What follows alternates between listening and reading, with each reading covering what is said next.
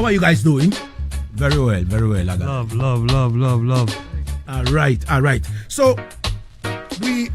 before I step in and play, the top 10 songs of the week, we're talking about the Third World Band over here.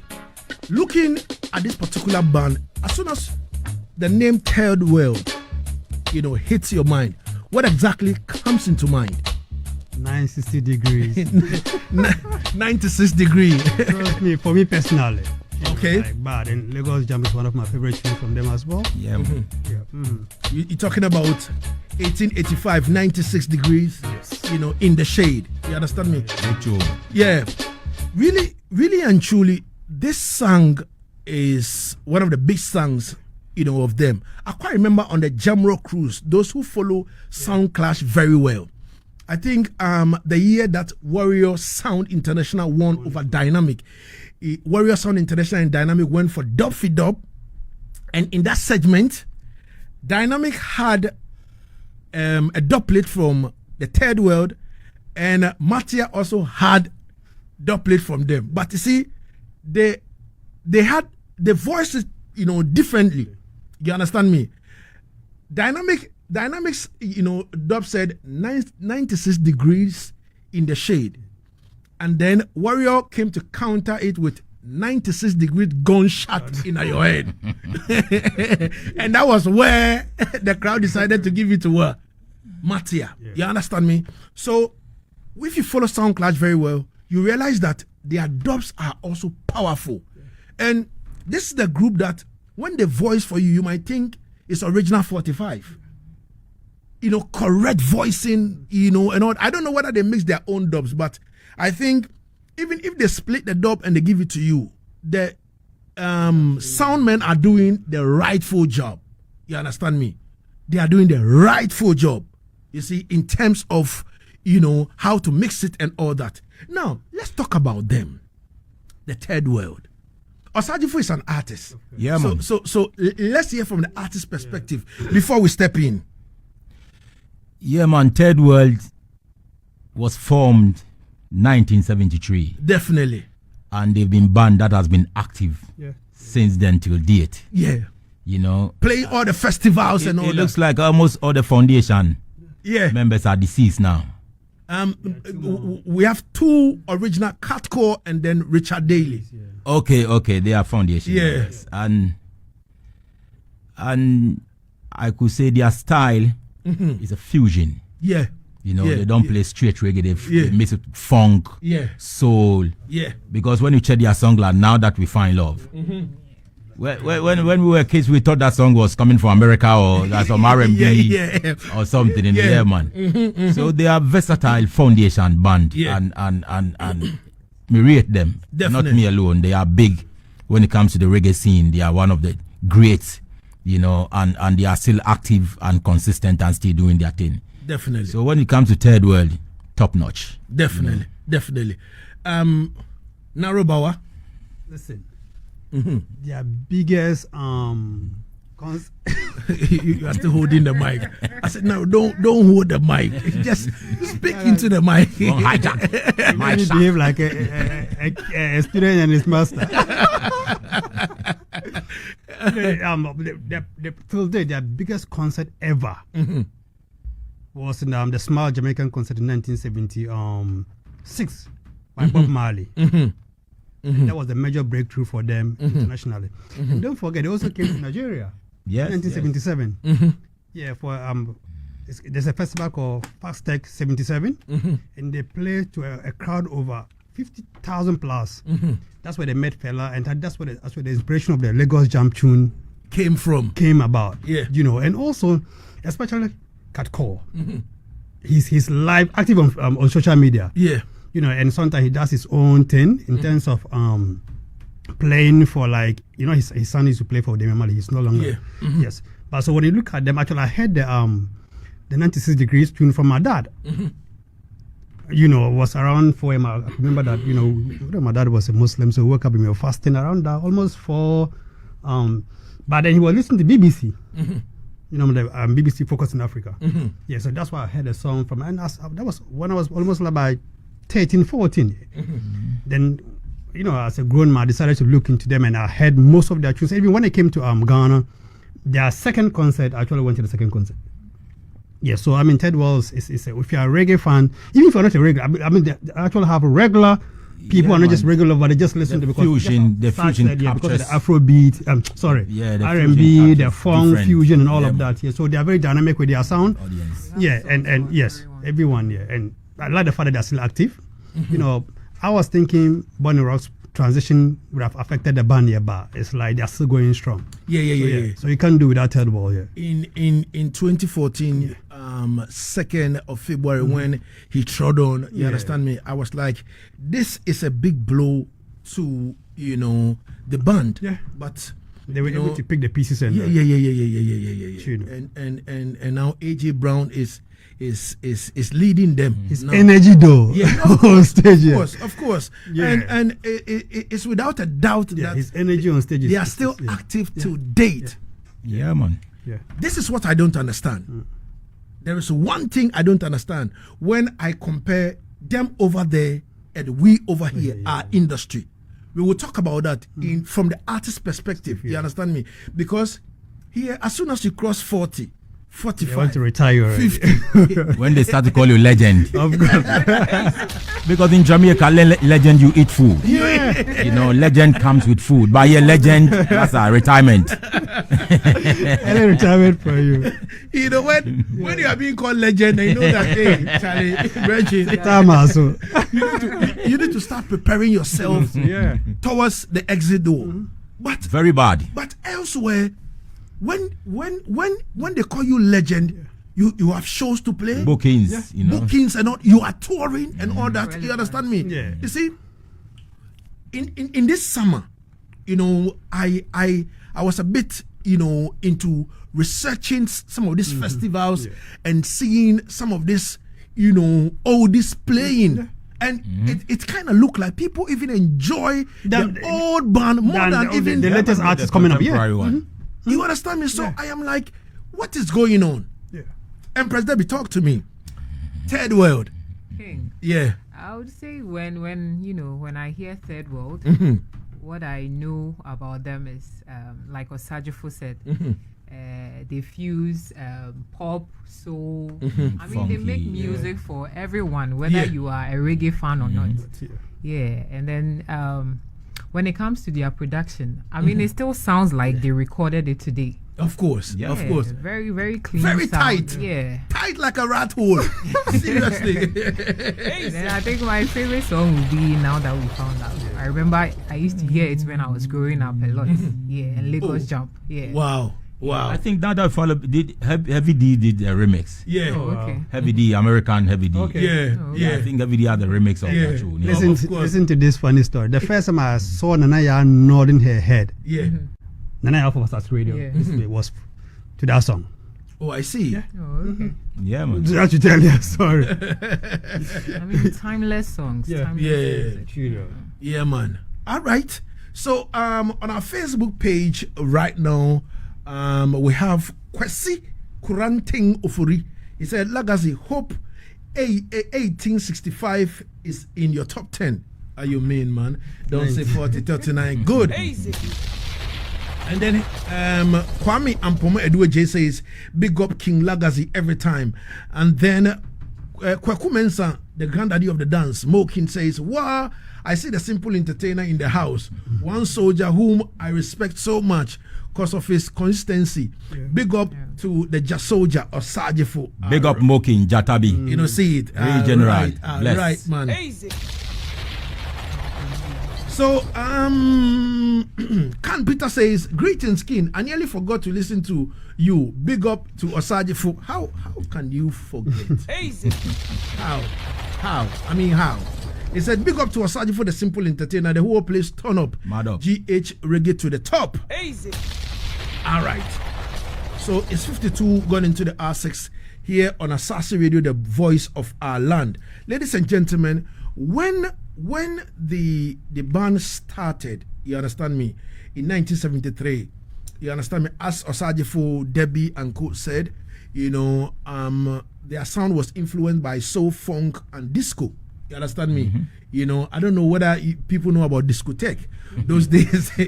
Those days, you know, although it has undergone several lineup changes, Stephen Catcore, and Richard Daly, you know, have been constant members till date. Easy. You understand me? Because, you know, when the whole thing started, it started with keyboard player Michael Ibo Cooper. You understand me? You know, guitarist Catcore himself. You understand me? You know, and Catcore is the son of the former Deputy Prime Minister David Corey. Easy. You understand me? Yeah, man. You know, the son of a Prime Minister playing reggae music. I mean, man, and they are still strong till date. Easy. You understand me? They are still strong till date. They've gone through a lot of changes, you know, in terms of who is the lead singer and all these things and all that. You understand me? But today, they are touring. Yeah, man. They are playing shows.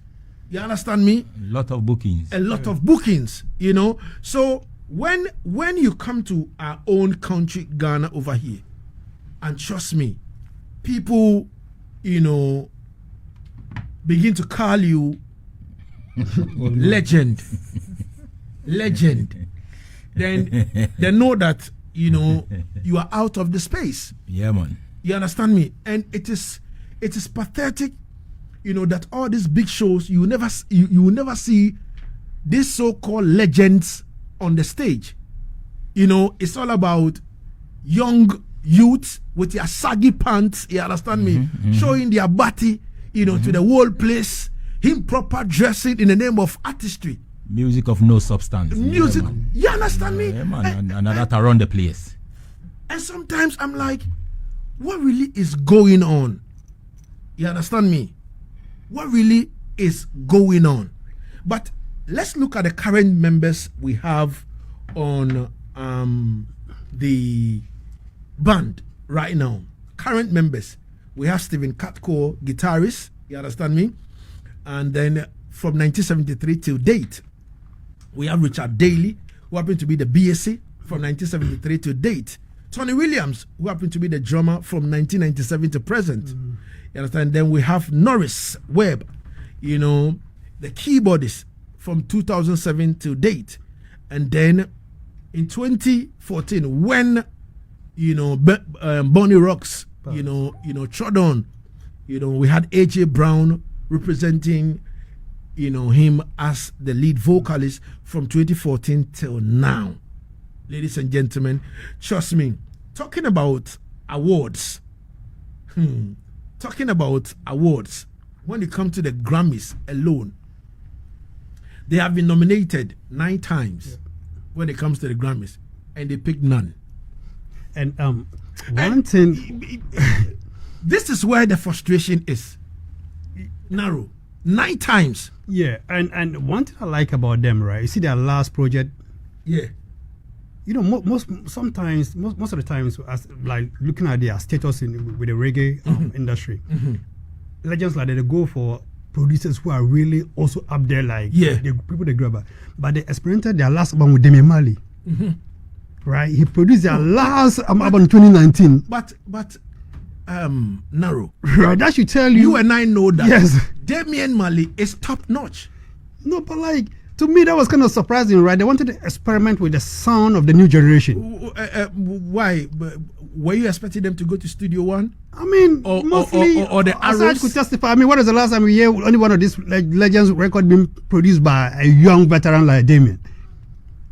So that was creative. No, but I think when it comes to reggae, the quality is very important. Yeah. And the difference, because when you check songs like No Cigarette Smoking in My Room, it's not different from the foundation. So when it comes to reggae, the foundation and the new school, or though we have contemporary style, but the difference is not too.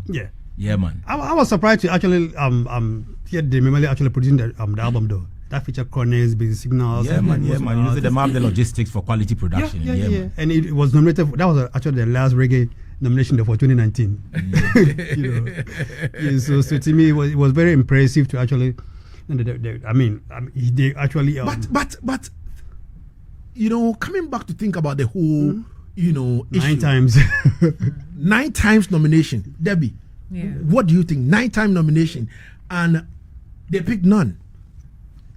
I mean, are we saying they are not up to task? Yeah, that's a question. Or what?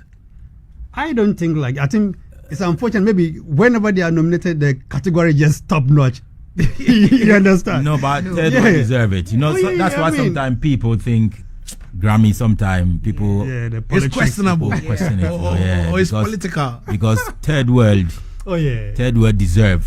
They should have won Grammy long time. 9 times. Because they are a classic band. When it comes to a band that is classic, consistent, and touring, accepted globally. And they still haven't won Grammy. This is sad. You understand me? No. I was going through the list and I'm like, but no. But 19 I don't agree. I disagree that when you said this is sad. I mean, reggae is not the ultimate anyway. I mean, come on. I know, but Naro, 9 times. Yeah, but I don't think they need the Grammys to certify them. You understand? No, of course they don't. But Third World getting nominations 9 times. They should have won at least one. This brings me back to because if Mali families they've won 8 times. 9 times, and Third World haven't got just even a piece. Sure. It's a fraud. Anyway, sometimes they have their ulterior motives when it comes to these awards. Third World, most of these artists, they are not desperate for the awards. But at least it's an honor. To show that you've been working, the milestone that you've reached is recognized. So that is what it's all about. And Third World at least deserve to have won at least one. This takes me back to Kesnamdi's song. I was just discussing this with Naro right now. When he was burning. Talking about Grammys and stuff. The Grammys and all that. It's even Freddie McGregor them all made comments about Grammy. A lot of artists, they've addressed their displeasure about how Grammy are run and things. It's like award belongs to people, and sometimes they run it how they want it. They set their own criteria and things. I just love their creativity and their experimental spirit. Right? Even 2 years ago, they had a single that was released in one of the Jamaican reggae boys, featuring Skip Marley, and his mother Sharon, and Third World. Big tune, just check it out. No, they're also very innovative. They know how to inculcate themselves in the new generation. That makes sense. How they recorded with Damien. You see, though they are foundation, but business-wise and thing, they try to inculcate themselves. They are very innovative. Man. So that defined their consistency anyway. They're and how business-oriented, I saw them playing with the Ratatam just last week, somewhere 2 weeks ago. Yeah. Third World is not a joke band. And even the tightness, sometimes it's difficult to actually, some of the band members to actually stay together, but they are still, apart from the trader transition. No, but one thing about the Jamaican bands, especially even when you say tonight is for Third World, but the same thing like Black Uhuru. People go, but Uhuru they're there. You come and go. Michael Roske, Junior Reid, Don Carlos, and all them. Them man, they mean business. The separation came from death. Yes. True. It's true. When the members transition, but even Kuya Fire, young band, you know what happened, and these things have to come back and all of that. I understand the point you are coming from. I did not be the demise of some of them. They would have team be together. Of course, So, ladies and gentlemen, 2 minutes going into the R7, and it'd be good if we get favorite from each one of them, from Third World? Of course. Saji, which one is your favorite? Okay. Third World, people don't see Third World with collabo. But he has one collabo with Tooth and the Meters. Island Girl. Island Girl. We should bring that so that people will know that Third World used to collaborate with other artists. Emprezz Debbie? Mine remains. Now that we found love, what are we gonna do with it? Yeah, that's right. No, I will go for my favorite. Actually, it's on their last album, which is There is the one featuring Demi Mali. Yeah. You know, 90 Degrees is also my favorite. Reggae ambassador. Yeah. I mean, it's just like hard to pick. Man. You are not the only one. Is my favorite. But I think 90 Degrees is the biggest. Oh yeah. It's an anthem. You know, I used to play a band. You know, I've been playing cover band, All Star Crew, if you remember. Yeah. And it was one of our hit songs when we played them. Yeah. Wow. 90s Degrees. Mahoney used to sing it. Our keyboardist Mahoney. Yeah, okay. He rest well. The audience cut across here. 96 Degrees. Anywhere we play it, boom. Oh, so it means that if I listen carefully to what Saji is saying, if you go into their catalog, or if you look into the Ghana landscape, it means that 96 Degrees is the biggest. So. Oh yeah, I think so. Yeah, in Ghana, even globally. Yeah. Globally, it's a big song. 96 Degrees. Yeah, man. Right. That is why even it's duplicate. Yeah. Definitely. So Kwame Ampoma Edwaje says, I always learn about reggae when I listen to King Lagazee. Give thanks. Easy. Sandra Ricardi says, greetings family. With there, I am in.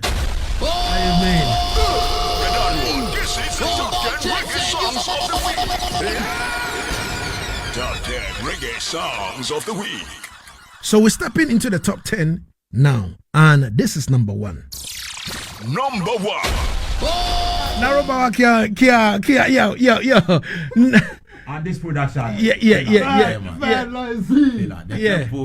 No. Talk to me about this, Naro. Lagazee. Like, seriously, right? Listen to the main intro. Yeah. He mentioned each member of the band. And you rate them, and rate them and put them there in their rightful positions. Like, please, this should be should have won the Grammys. I'll be honest. You see? Yeah, bad. Like, seriously. They normally rate them, and they've never won Grammy. Yeah. Of course, yeah.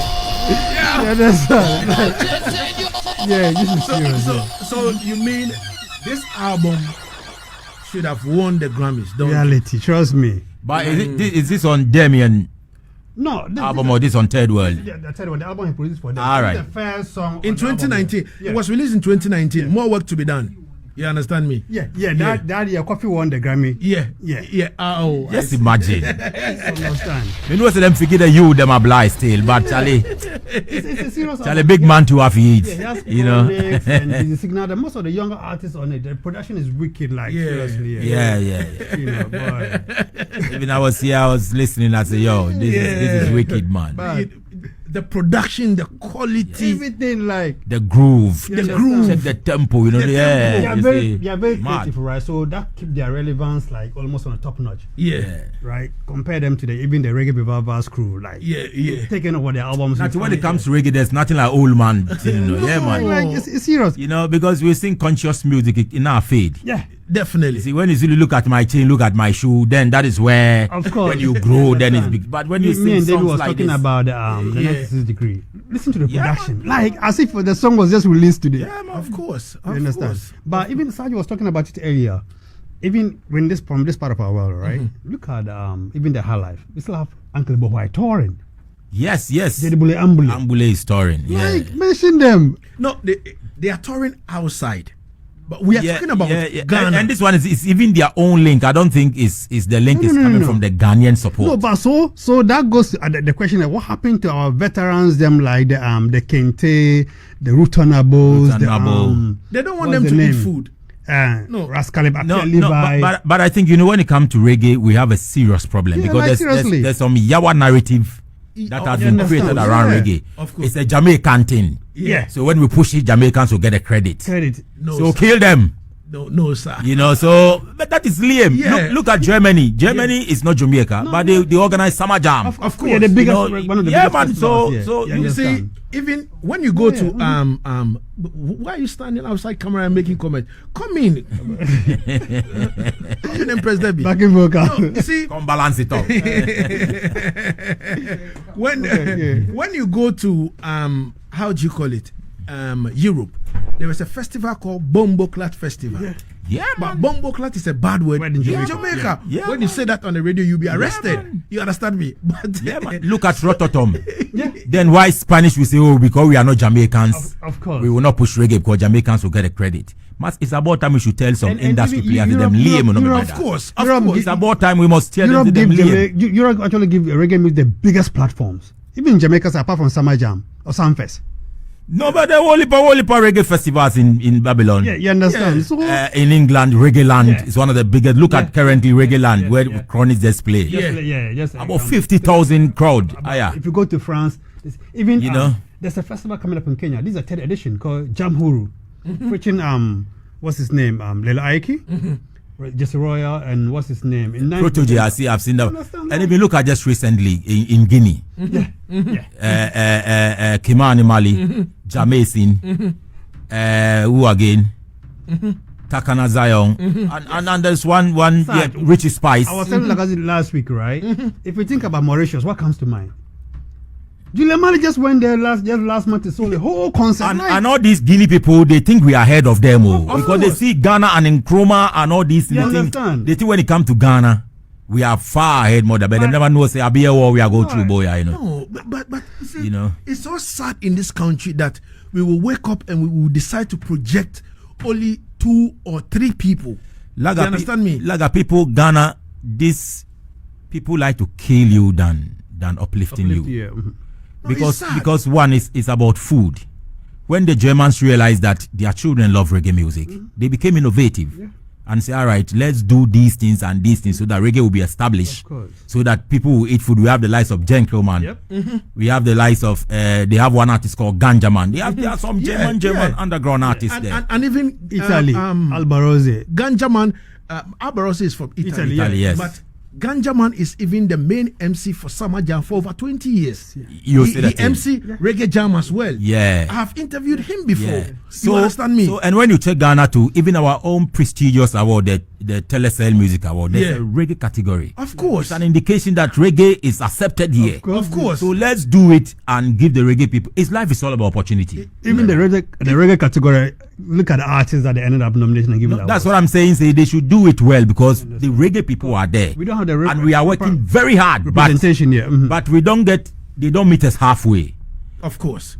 Unless we do our thing. If we don't do our thing, there's no national cake. So even with that, I think it's more like the members on the reggae committee, like who are the members when it comes to representing. And it's not even just about that. Look at all these homecoming festivals and things. When you check homecoming festival, it's about coming home. Of course. And when you take the reggae people, our lyrics are in line with them. Of course. I mean, if you take this Pan-African vibe, so in this case, we are not saying don't bring the other artists. Them fusing some reggae people. It don't have to be if you take Osibisa Welcome Home, which other song represent apart from reggae music? Yeah, because we talk about repatriation days. Yes. So in the end, the people will come to the program and the vibes will never connect. No. Yes. People will come and sing, look at my Range Rover. Of course. Look at my tail. I big my behind this. People came from America. And in the end, there won't be any artists to come and listen on the stage and conscious music. And give the vibe that connects with the old concept. I mean, we just had Panafest, right? Mentioned there was any reggae artists on the bill that happened in Cape Town. The reggae people must fight. We must fight because we are Ghanaians. Seriously. And when there's a national cake, we deserve our share. We must eat food. Of course. We must eat food. Osagyefo, even recently I was in the news with the Garvey thing. Of course. You can't say, we are also in the news. Of course. I am here as the program is big. I'm here. Of course. If it's about corporate, this is a corporate platform. Of course. We are also here. Of course. So what at all are you using to sideline? Like a standard barrier, like to measure. And sometimes we blame the government that government is not creating jobs. And the industry itself is being, instead of creating jobs, they are killing jobs. Seriously. When people go on demonstration, what the first song would you hear on loudspeakers and stuff? It's reggae. There you go. It's reggae. So it's about time. It's about time we must be when people are holding those kind of podcasts and all that kind of thing, demonstrating, what do they write on it? Conscious lyrics. Of course. Yes. We need jobs. Yes. We don't write about Fefena or Kono. No. No, people are just man. People are just and all that kind of. People don't talk about broken hearts and all that kind of thing. Yeah, we balance it, conscious lyrics. Balance the thing, because after people party, they need some vibes to put them to sleep. Of course. You see that thing? Look at Bob Marley. Songs like Emancipate Yourself from Mental Slavery, Africa Unite. You can't be an African you don't like Africa Unite. Masa, which African are you? You see that thing? So it's something that you must step out there and war them. And deal with it. Sometimes if they forget a beating, them forget it. You know, they forget a beating. Because about food, my brother. Survival is the only price, my brother. Yeah, man. Because, you see, I keep saying this, that if you don't want Lagazee to eat food, then it's war. You understand me? Because look at the job done. Look at my input in terms of reggae dancehall in Ghana. I have put in so much for so long. So if Lagazee is doing something and I say, oh, you come and let's judge all together. You see, and you will not come to support me to do my thing so that I'll get some little food to eat. But you are always thinking about yourself. You alone should do things and everybody should come. It's devilish. No, brother. It doesn't make sense. Look at in Jamaica. Look at what Bounty Killers they've done. Yeah. You see, you can't belong to a fraternity and the well-being of the fraternity you don't care about. No, sir. Then you are not part. No, sir. And in the end, you just put your one foot in. I eat all the food. Yeah. And that's food somewhere. This one should shatter and Stoneboy can make all we eat food. Yes, because music is like that. Even in Jamaica, Shabba them, even though Josie Wales. Yeah, of course. And about the business started with Shabba them. Of course. Because of the era, of the course. euphoria. Of course. The same thing. We have been old veterans, but the business started with Stoneboy, shatter them. Yeah. And them to make sure all we enjoy the food. Of course. Because we are not in no competition. All we have to eat food. We are not in no competition. Yeah. Me and Stoneboy knowing no problem. Me and Shatter knowing no problem. But why them can't say, yo, let's do something so that this reggae fraternity will eat food. In the end, you say you are a reggae dancehall artist. Well, they'll start doing it when they get old. When they are 50s and 60s, they are no longer relevant in the system. Sometimes that's what they do. No, but they should be very careful because the table can't turn, my brother. Of course, definitely. Of course. That is what is sustaining artists like Bounty Killer. Sure. Of course. He hold a lot of artists there. Yeah. And now he's still... Of course, from those Alliance and Gaza, he's everywhere. And all these things, man. They are our family. Me and Shatter good. Yeah. Me and Stoneboy no have no problem. Me can't say me and Stoneboy has any confrontation. Yeah, of course. So they should think about the genre that they claim they bring. They cannot be eating with other genres and create an impression as if say they might belong to the same. As if say you belong here, but you don't have no business with them. Of course. No, it doesn't go so, my brother. It doesn't go so. Easy. This is Asaase Radio, and trust me, everything is all right. Let's go for track number 9. Ladies and gentlemen, the band has been active from 1973 to present day. You understand me? They've been playing festivals. It's a Jamaican band. You understand me? You see me? Yeah, man. And they've been nominated for the Grammys 9 times, but they picked none yet. You understand me? We're still hoping that, with what they've done and with all these nominations, one day they'll grab the Grammys, to their credit as well. You understand me? We give thanks to the Almighty. Everything is all right.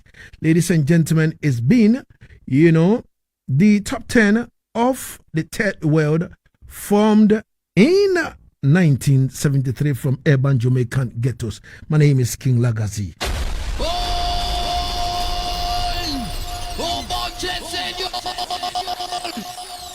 Now, Sandra Ricardi says, please play a song from Osagyefo, the Simple Entertainer. All right, I'll do that. Easy. Claudia George says, I love this track. Bless up King Lagazee and the family. Easy. And she's talking about now that we found love from the third world. Easy.